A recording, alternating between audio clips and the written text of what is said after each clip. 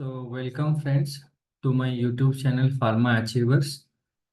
आज के सेशन में हम लोग बात करेंगे बायोकेमिस्ट्री की एक important chapter that is carbohydrates. Carbohydrate से रिलेटेड कुछ important MCQs. So this is mainly focused for D farm exit exam 2024 that has been recently announced.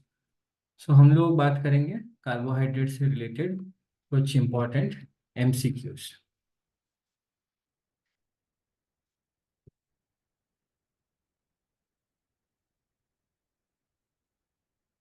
So carbohydrates, पहला क्वेश्चन आप लोगों के लिए।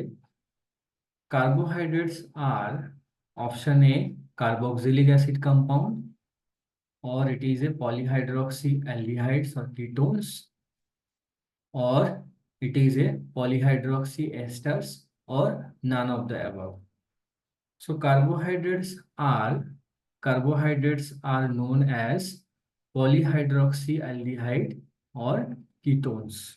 सो the right option is option A, sorry, option B, that is polyhydroxy aldehydes or ketones. So the definition of carbohydrates is the carbohydrates are polyhydroxy aldehydes or ketones. Next question for you is fructose is a aldohexose, ketohexose, or triose, or pentose. So fructose is a hexose. We know that in the right side structure, we can see this is the structure of fructose. So it has 1, 2, 3, 4, 5, 6, 6 carbons. ठीक है, इसमें 6 carbon है, so it is A hexose. Okay, now यहाँ पे आप देखेंगे इसमें क्या है, कीटो ग्रुप है। इस ये जो कार्बोनिल ग्रुप है ये है आपका keto group. So fructose is a ketohexose। fructose is a ketohexose। अगर हम ग्लूकोज की बात करें, so glucose is also 6 carbon containing compound, so it is also hexose. But glucose is a aldohexose, क्योंकि इसमें एल्डिहाइड ग्रुप है, so it is aldohexose. So glucose is a aldohexose, fructose is a ketohexose. Okay, so the right answer is ketohexose. Fructose is a ketohexose. Coming to the next question, the question is sucrose is made up of. Sucrose is made up of. Sucrose is a disaccharide. Sucrose is a disaccharide. It is made up of, option is 2 molecules of glucose, glucose and fructose, 2 molecules of fructose, or none of the above. So sucrose is a disaccharide and it is made up of 1 molecule of glucose and 1 molecule of fructose. 1 molecule of glucose and 1 molecule of fructose. Okay, so यहाँ पर हम देख सकते हैं ये है glucose का structure, ये है फ्रुक्टोज का साइक्लिक स्ट्रक्चर। यहाँ पे देखिए ग्लूकोज एंड फ्रुक्टोज ये दोनों मिलके आपका बनाता है sucrose. So this is the structure of sucrose. So इसमें right option is glucose and fructose. 1 molecule of glucose and 1 molecule of fructose produces sucrose. Okay, so coming to the next MCQ. Which type of the following which of the following type of monosaccharide is the majority that is found in the human body? So human body में कौन से type के monosaccharides पाया जाता है majorly? Options are D type, L type, L D type, और none of the above. So answer से आने से पहले हमें ये जानना है कि ये डी एल क्या है ना। जो कार्बोहाइड्रेट्स हैं उनको कॉन्फ़िगरेशन दिया जाता है DL configuration. This DL configuration is a relative configuration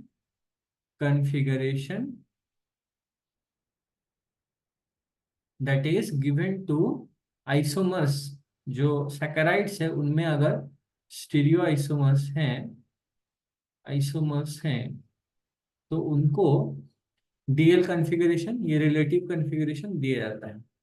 based on, क्योंकि ये क्यों रिलेटिव कॉन्फ़िगरेशन है, because it is based on glyceraldehyde. So glyceraldehyde में के स्ट्रक्चर के बेस पे इसको डीएल कॉन्फ़िगरेशन दिया जाता है। तो हम यहाँ पे राइट साइड में एक स्ट्रक्चर देख पा रहे हैं, ग्लूकोज का structure, this is D glucose. तो इसको हम डी ग्लूकोज क्यों बोल रहे हैं ना, इसमें जो ये जो नंबर ऑफ कार्बन 1 2 3 4 एंड ये आपका हो गया कार्बन नंबर 5। ओके, 1 2 3 4 ये 5। तो ये जो कार्बन है this is A chiral carbon. तो जो पेनाल्टीमेट कायरल कार्बन है उसमें हमें देखना होगा कि OH किस पोजीशन साइड पे है। अगर ये लेफ्ट साइड पे है तो then it will be L type. Okay, और अगर ये राइट साइड पे है तो ये हो जाएगा डी टाइप। ठीक है, अगर ये लेफ्ट में हुआ तो एल टाइप, राइट में हुआ तो डी टाइप। सो इस बेसिस पे ये रिलेटिव कॉन्फ़िगरेशन दिया जाता है। नाउ जो मोनोसैकेराइड्स है ये मेजरली ह्यूमन बॉडी में कौन से फॉर्म में पाया जाता है ना, ये डी टाइप में पाया जाता है। ठीक है, so the right answer is D type. So mainly ये जो रिलेटिव कॉन्फ़िगरेशन डी कॉन्फ़िगरेशन है इसी में ही मोनोसैकेराइड्स पाए जाते हैं। Next question, which of the following is a reducing sugar? Options are dihydroxyacetone, erythrulose, glucose और ऑल ऑफ द अबव। तो इससे पहले जानना पड़ेगा कि रिड्यूसिंग शुगर क्या है, आंसर करने से पहले। Reducing sugars act as a reducing agent, it act as a reducing agent. तो रिड्यूसिंग शुगर जो है उसमें जो उसका जो स्ट्रक्चर है that is converted to C form some aldehydes and ketones, वो बना देता है और वो एज ए रिड्यूसिंग एजेंट काम करता है। सो यहाँ हम याद रखना है कि all monosaccharides are reducing sugars. ठीक है, अगर वो मोनोसैकेराइड है, सिंगल यूनिट शुगर यूनिट अगर रहेगा तो monosaccharides, so that like glucose, fructose. ठीक है, so all monosaccharides are reducing sugars. साथ में कुछ डाइसैकेराइड्स, मतलब उसमें दो मोनोसैकेराइड यूनिट, सम ओलिगोसैकेराइड 2 से 10 यूनिट रहेगा, वैसा होगा तो disaccharide oligosaccharides, and some polysaccharides are also reducing sugar. But monosaccharides are definitely, all monosaccharides are reducing sugars like galactose, glucose, fructose। ठीक है, सो यहाँ पे पूछा गया है कि which of the following is reducing sugar। तो देखिए यहाँ पे जो ग्लूकोज है इसमें 6 कार्बन ये compound, it is a monosaccharide. Erythrulose it is a 4 carbon compound, again it is a, ये क्या है ना, मोनोसैकेराइड। डाइहाइड्रोक्सी एसीटोन ये 3 कार्बन कंपाउंड है, it is also a monosaccharide. So all of them are monosaccharides, so definitely these all will be reducing sugar। So the right answer is option D, that is all of them are reducing sugars। okay, तो चलते हैं next question में। Question number 6, which of the following is an example of epimers। ठीक है, ये interesting question है। Options are glucose ribose, glucose galactose, galactose mannose and glucose, glucose ribose and mannose. ठीक है, तो पहले हमें पता होना चाहिए कि एपीमर्स क्या है। So these are isomers, stereo isomers, these are stereo isomers, जिसमें कि क्या होगा ना, स्टीरियो आइसोमर्स है एक दूसरे के, तो स्ट्रक्चर जो है सेम होंगे, कोई एक कार्बन में क्या होगा ना, orientation will be different other than the penultimate chiral carbon, जो कि आपका कंसीडर होता है for consideration of DL configuration. ठीक है, तो वो जो जैसे मान लीजिए यहाँ पे ग्लूकोज एंड गैलेक्टोज की हम बात करें तो ये दो स्ट्रक्चर हैं। अब अगर ये दोनों एपीमर होंगे एक दोनों के, तो इनका ये जो पेनल्टीमेट कार्बन कायरल कार्बन है जिसके बेसिस पे डीएल कॉन्फ़िगरेशन होता है, इसको छोड़ के कोई ना कोई एक कार्बन में, कायरल कार्बन में, definitely that will be chiral carbon, कोई एक कायरल कार्बन में डिफरेंस हमें रहे देखने को मिलेगा। ठीक है, डिफरेंस देखने को मिलेगा। तो इन दोनों के स्ट्रक्चर अगर हम देखें, D glucose and D galactose, तो देखिए यहाँ CHO, CHOH, COH, CHOH, फिर CH OH CH2H। सिमिलरली यहाँ पे भी। तो यहाँ पे देखिए इस कार्बन में यहाँ पे आपका हाइड्रोजन लेफ्ट साइड में है, ऑक्सीजन राइट साइड में है, OH राइट साइड में, और इस वाले कार्बन में गैलेक्टोज में यहाँ पे यही सेम कार्बन में OH लेफ्ट में है, हाइड्रोजन राइट में है। तो यही इस स्ट्रक्चर में डिफरेंस है। ठीक है, बाकी पूरा सेम है। सो इस C4 में इन दोनों स्ट्रक्चर में ओरिएंटेशन ऑफ जो फंक्शनल ग्रुप है, एटॉम है, उसमें चेंजेस देखने को मिल रहा है। बाकी पूरा स्ट्रक्चर सेम है। इसीलिए D glucose and D galactose is known as C4 epimers of each other. ठीक है, C4 epimer of each other कहलाता है। क्यों? क्योंकि इनका पूरा स्ट्रक्चर सेम है, एक कायरल कार्बन में orientation is different and that carbon is fourth chiral carbon, इसलिए C4 एपिमर। तो यहाँ पूछा गया था, ऑप्शंस में दिया था glucose ribose, glucose galactose, galactose mannose glucose, glucose ribose mannose. तो the right answer is glucose and galactose. इनमें से these two are C4 epimers of each other. Okay, next question for you. अगला जो question है, सवाल ये है कि an essential for the conversion of glucose to glycogen. हम लोग जानते हैं कि एक्सेस ग्लूकोज जो क्या होता है ना, ग्लाइकोजन के हिसाब से स्टोर होता है। ठीक है, तो जब ये कन्वर्शन होता है, जब ये कन्वर्शन होता है, ग्लाइकोजेनेसिस हम इसको बोलेंगे, ग्लाइकोजेनेसिस। और अगर ग्लाइकोजन क्राइसिस कंडीशन में, जहां आपको एनर्जी प्रोड्यूस करना है, चाहिए आपको, फूड नहीं ले रहे, तो उस कंडीशन में ग्लाइकोजन क्या करेगा, ब्रेक करेगा, टूटेगा और बनाएगा ग्लूकोज। ठीक है, so that is known as, this is known as glycogenolysis. ठीक है, सो ये है आपका ग्लाइकोजेनेसिस, ये है आपका ग्लाइकोजेनोलाइसिस। इसमें ग्लूकोज से ग्लाइकोजन बन रहा है, स्टोर हो रहा है, और यहाँ पे ग्लाइकोजन जो स्टोर था वो ब्रेक कर रहा है, किसमें, ब्रेक होके बना रहा है again glucose. So that is known as glycogen break हो रहा है, इसलिए ग्लाइकोजेनोलाइसिस। ठीक है, सो ये जो कन्वर्शन है ग्लूकोज टू ग्लाइकोजन, इसके लिए इंपॉर्टेंट एसेंशियल कौन है, UTP, uridine triphosphate, GTP, pyruvate kinase और गुआनोसिन। तो the right answer is UTP, uridine triphosphate. So this is essential for the conversion of glucose to glycogen that takes place in liver. So the right answer is UTP. Next question for you, glycogenesis. Glycogenesis मतलब glycogen formation that occurs in the liver and which organ? So glycogenesis mainly occur in the liver. Other than liver कहाँ पे होता है? Options are kidney, muscle, heart और fat tissue. So the right answer is kidney. Okay, so liver is the major tissue for gluconeogenesis. ठीक है, अच्छा यहाँ पे ये बोला गया है ग्लूकोनियोजेनेसिस। दिस ग्लूकोनियोजेनेसिस मीनिंग, इसका मतलब होता है कि नॉन कार्बोहाइड्रेट मटेरियल से ग्लूकोज बनना। ठीक है, तो ये मेनली होता है कहाँ पे, लीवर पे। अदर देन लीवर कहाँ होता है, ड्यूरिंग स्टार्वेशन। ये कहाँ पे होता है, किडनी पे भी ये आपका होता है।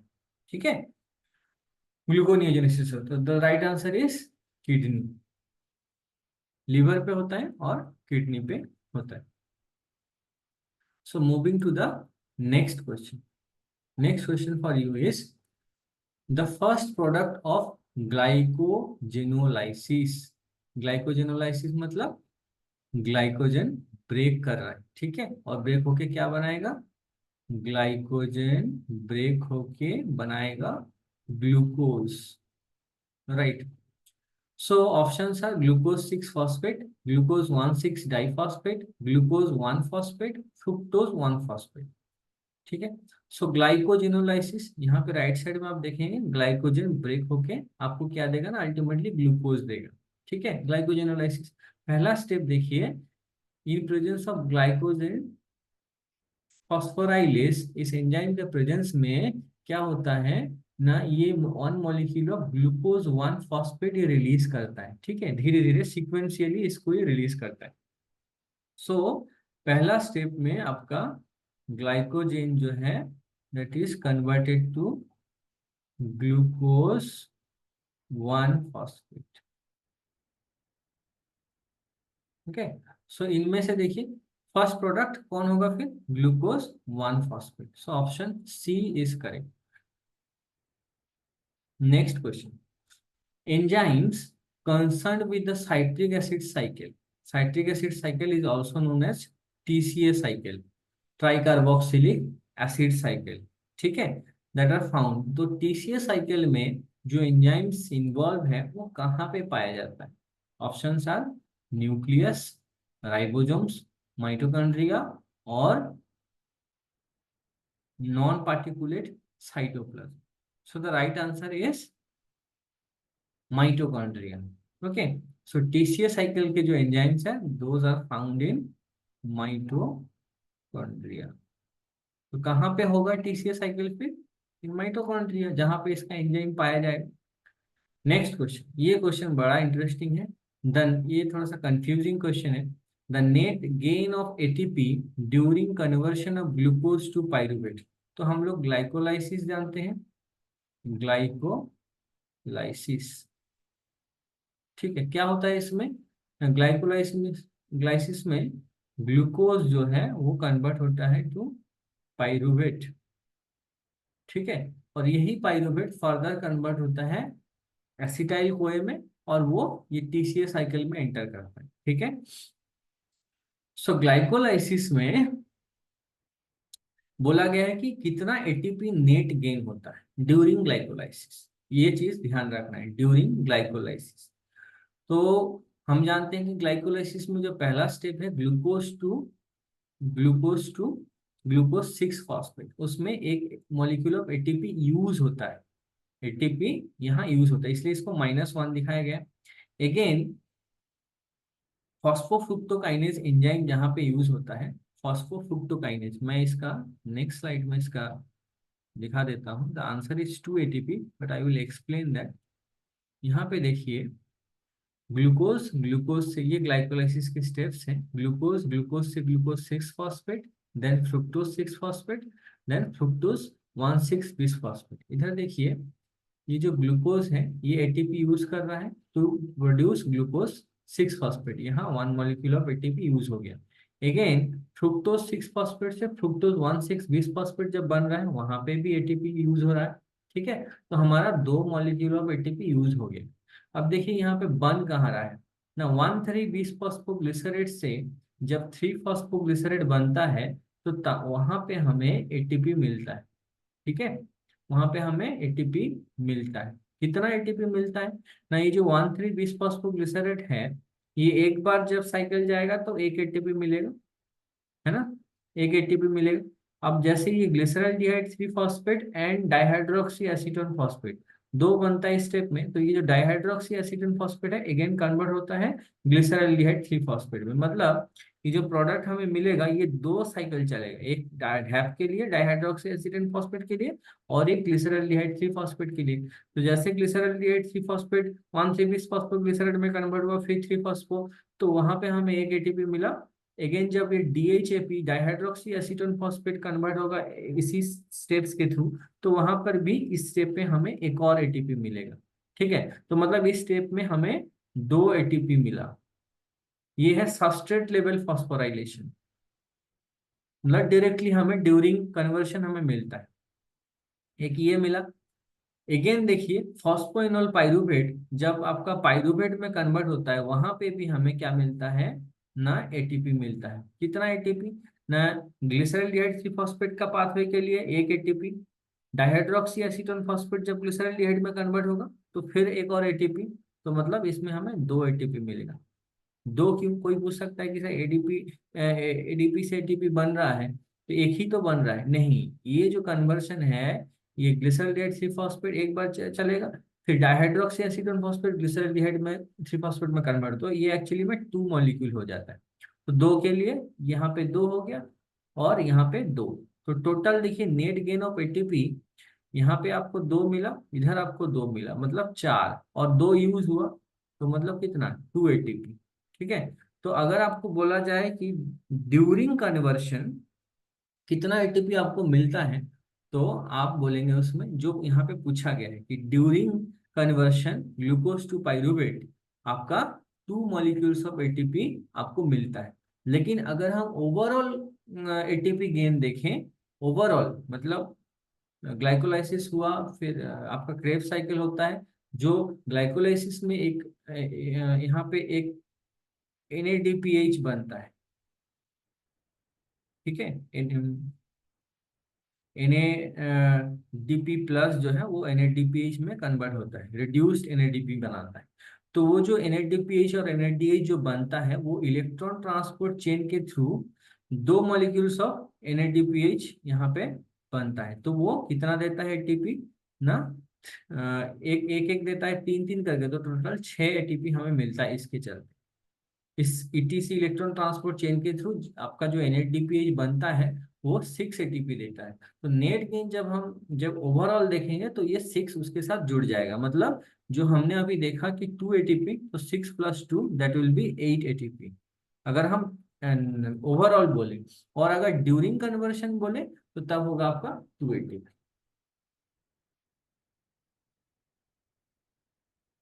सो नेक्स्ट क्वेश्चन फॉर यू, यहाँ पे जो है आपका, that is your, during the conversion of glucose to pyruvate, जब ग्लूकोज से पाइरूवेट बनता है, 2 NADH molecules are generated. Which of the following steps generates this NADH?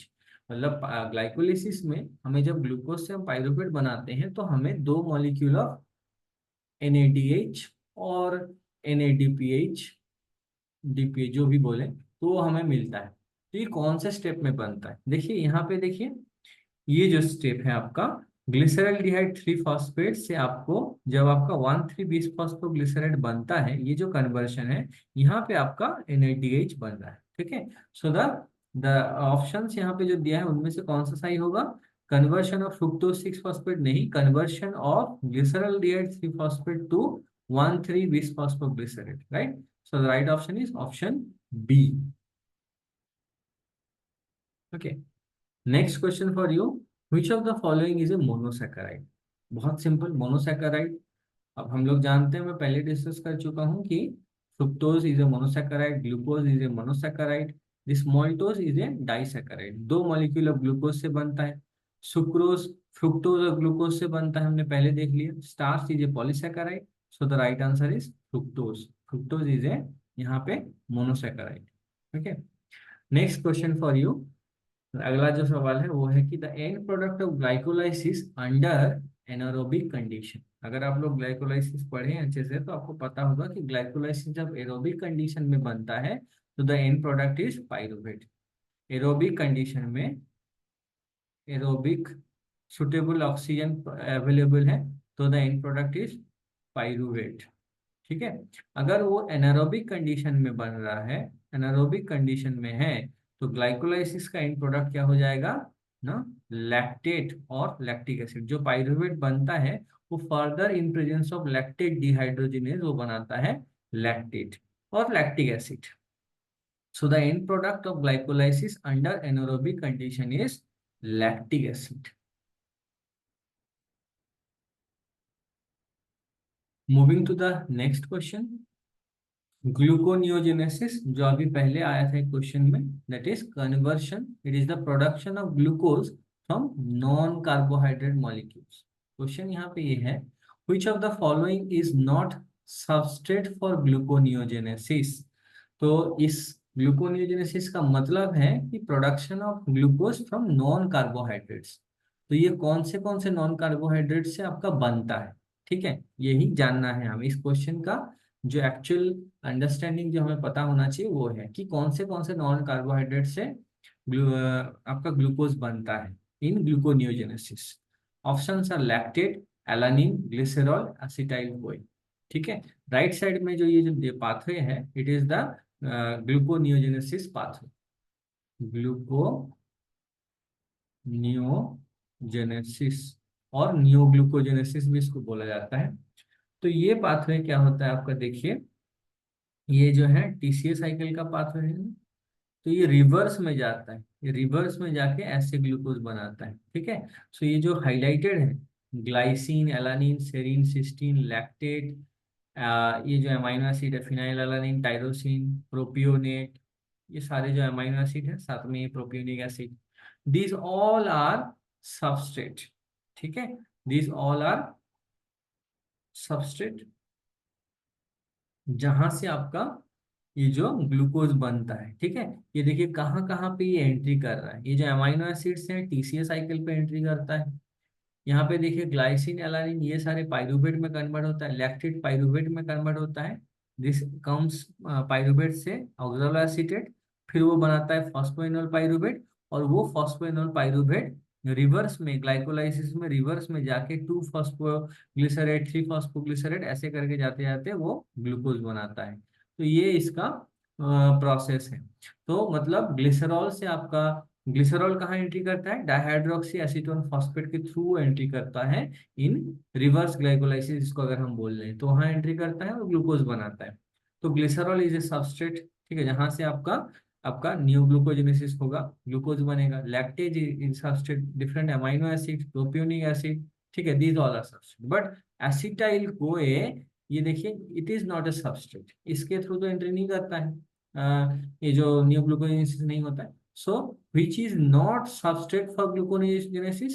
Answer will be acetyl CoA. Acetyl CoA के through नहीं enter करता है, ठीक है। Next question very simple, easy question है। Reaction of glycolysis are, glycolysis में जो steps हैं, जो ग्लूकोज से ग्लूकोज 6 फॉस्फेट, फिर fructose 6 phosphate, fructose 1,6 bis phosphate, ये जो स्टेप्स हैं ये दीज आर रिवर्सेबल और इरिवर्सेबल और बोथ और ना।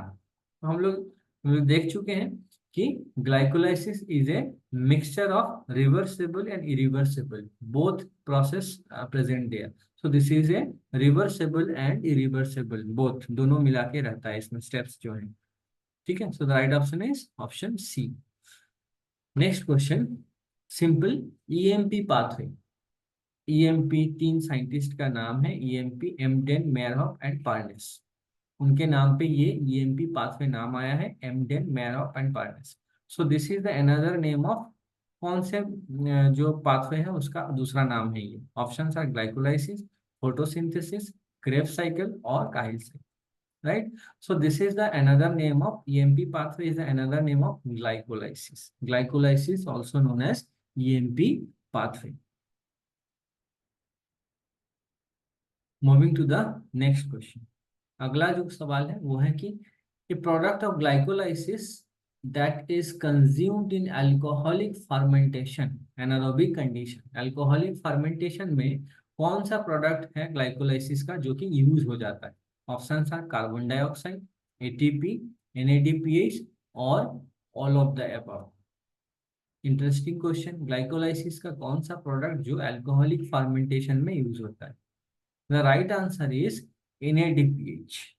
ये जो NADPH है, ये जो NADPH है, ये देखिए यहाँ पे आप देखेंगे conversion of pyruvate to lactate जब हो रहा है, ये NADH प्लस H प्लस मतलब NADPH, हम इसको NADH प्लस H प्लस बोल रहे हैं, ये NADPH यूज हो जाता है, ये एनर्जी यूज हो जाता है, ठीक है। So the right answer is NADPH, वो यूज हो जाता है। Second last question for today's session. One of the following enzymes in glycolysis catalyzes an irreversible reaction. Glycolysis में ये जो एंजाइम दिया हुआ है इनमें से कौन सा एंजाइम इरिवर्सिबल रिएक्शन को कैटालाइज करता है। Options are hexokinase, phosphofructokinase, pyruvate kinase और ऑल ऑफ देम। मतलब वन वे रिएक्शन, ठीक है, बोथ वे नहीं, वन वे, ठीक है। कौन सा एंजाइम करता है, कौन सा एंजाइम करता है ना, ऑल ऑफ देम, सारा ही करता है। यहाँ पे देखिए ग्लूकोज से जब ग्लूकोज 6 फॉस्फेट बन रहा है ये वन वे है, एंजाइम क्या है, हेक्सोकाइनेस।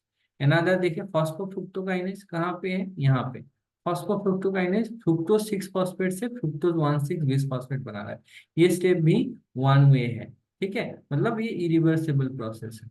नेक्स्ट देखिए पाइरूवेट काइनेस, ये वाला यहाँ पे फॉस्फोइनोल पाइरुवेट से पाइरुवेट बनता है, ये वन वे है। तो यहाँ पे ये तीनों ही आपका इरिवर्सिबल रिएक्शन में इन्वॉल्व रहता है, तो right answer is option D. एक और रिएक्शन है, ये जो 1,3 बिसफॉस्फोग्लिसरेट से 3 फॉस्फोग्लिसरेट जो बनता है, एंजाइम इज 1,3 बिसफॉस्फोग्लिसरेट काइनेज, ये भी आपका क्या है ना, ये इरिवर्सिबल यूनिडिरेक्शनल है, ठीक है। यहाँ याद रखने वाला, अगर आप देखें तो majority of them are kinases, ठीक है। Hexokinase, phosphofructokinase, bisphosphoglycerate kinase, pyruvate kinase, तो जो भी काइनेज एंजाइम है ये सारे इरिवर्सिबल रिएक्शन में इन्वॉल्व है, इससे आप याद रख सकते हैं इसको। Last question for today's session is synthesis of 2,3 bisphosphoglycerate occurs in the which tissue? Options are liver, kidney, erythrocyte and brain.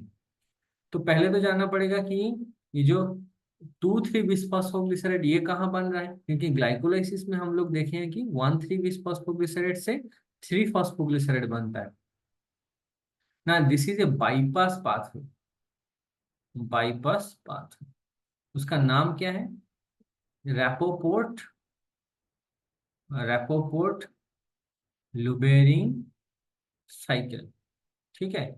ये कहाँ पे होता है, एरिथ्रोसाइट पे होता है, ठीक है। यहाँ पे क्या होता है ना, ये जो 1,3 बिसफॉस्फोग्लिसरेट से 3 फॉस्फोग्लिसरेट बनता है, ये पाथवे ये क्या करता है, बाईपास करता है। तो ये 1,3 बिसफॉस्फोग्लिसरेट से क्या बनाएगा ना, 2,3 बिसफॉस्फोग्लिसरेट बनाएगा, बिसफॉस्फो फॉस्फोग्लिसरेट बनाएगा। और फिर इस 2,3 बिसफॉस्फोग्लिसरेट से 3 फॉस्फोग्लिसरेट बनता है। ये बाईपास मैकेनिज्म होता कहाँ पे है, एरिथ्रोसाइट। इससे क्या होता है, देयर आर सेवरल रोल्स हैं इसका एरिथ्रोसाइट में, ऑक्सीजन ट्रांसपोर्ट, बहुत सारे इसका रोल है। तो ये बाईपास मैकेनिज्म एरिथ्रोसाइट में होता है। So this takes place in erythrocyte, so right option is option option C. Okay, erythrocyte में होता है। सो आज के सेशन में इतना ही। I hope you all like this, will be liking this. So ये कुछ इम्पोर्टेंट आपका एमसीक्यूज है related to carbohydrates and carbohydrate metabolism chapter जो है। फोकस ये है towards the D farm exit exam, but these questions are also important for GPAT exam. So I hope you all will like this. So thank you.